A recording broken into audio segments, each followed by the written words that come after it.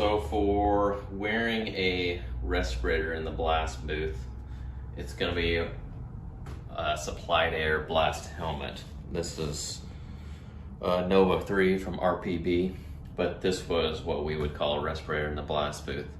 It's pretty simple to put on, pretty simple to use. Most people don't really think that much of it. Air supplied to the helmet, and most people are just thinking about that keeps you cool, but that is actually giving you supplied air, and so that's essentially your respirator. You're getting good, clean, fresh air through that. The portion that most people don't think about when they're putting their blast helmet on and the supplied air is coming into it is that if that supplied air that's coming into your helmet is not good and not rich with oxygen and has a ton of pollutants in it, you could hurt yourself very quickly or suffocate yourself very quickly and not even realize it. So when you're thinking about a respirator in the blast booth or a blast helmet, you have to think about everything that's hooked to the helmet that's supplying the air. And so before we put the helmet on, we're going to look at this setup, and it's not hooked up to anything, but essentially this is a CPF filter. So there's a carbon filter inside here that helps filter the air. So air comes in off of your air compressor, comes into here and gets filtered. This filter is not taking out carbon monoxide, so that could still be in there. There is a monitor on here, which is off right now, but this monitor monitors carbon monoxide, and also, depending on what cartridges you have in this from RPB, we have an oxygen sensor. So it'll tell us the percent oxygen and the parts per million of carbon monoxide, so that way you know if it's safe or not. And then it's got a built-in alarm. So if you have too much carbon monoxide, it goes an alarm, and then you know that you got to fix something because you can't be breathing that in through your helmet. There's also a regulator on the top of it, and you're supposed to have it at 90 PSI gauge. If we had air hooked up, this should be reading about 90. And then coming out of here is what hooks to your helmet. So for us at Kaiser, once we have that hooked into our system and set up, it never changes because we have a blast room that's stationary.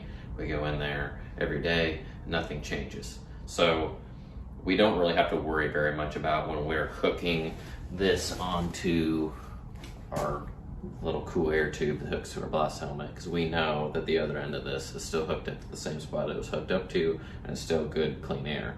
If you're out in the field and every day you're setting up new and different and there's a lot of people around and messing with your stuff, you always want to check all the way back and even into what is actually supplying air to your little CPF filtration capsule there, because if you're getting air supplied in that's not correct, then you can quickly hurt yourself or die.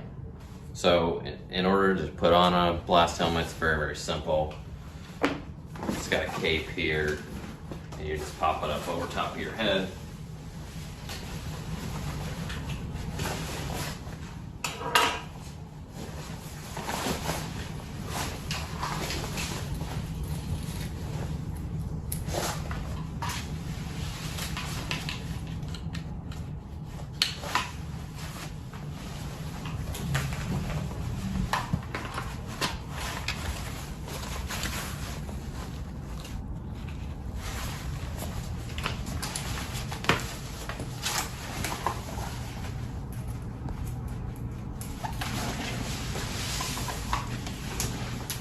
So essentially, when we do that, and everything was on and hooked up, when the air is hooked up into here, there's air flowing through this. This is, I believe the part number is C40, or the way they describe it from RPB. So this is just a cool air tube, or you can flip it to hot air. So it's just a Venturi effect in here. So the air that's coming in, it actually cools it to help keep the operator cool. So that's what this is for. You could actually not even have that and have a fitting that you just took whatever the air temperature was out of the line straight to the helmet, but it's usually too warm for that, especially in the summer. But basically the air that you're getting into the helmet is the air that's coming out of your air compressor. So even before the CPF filter, you want to make sure that you have good filters that are filtering out water and oil, and probably some sort of air dryer, because that is also going to pull out water. What you really need to have is grade D breathing air. There are kits that you can test that yourself, or you can have professionals test it for you.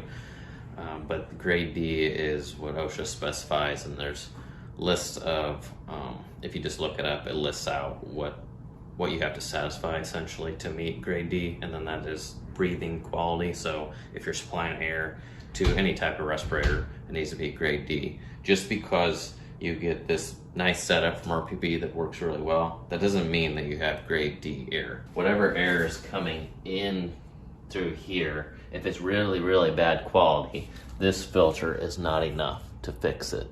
Okay, so you could set it all up and then you'd be measuring out of the end of this to see what quality of air you have. And if this is the only filter you have on your whole air system, you're not going to achieve grade D. So air filtration is extremely important even prior to when you get to this, but this is necessary anytime that you're doing a supplied air respirator.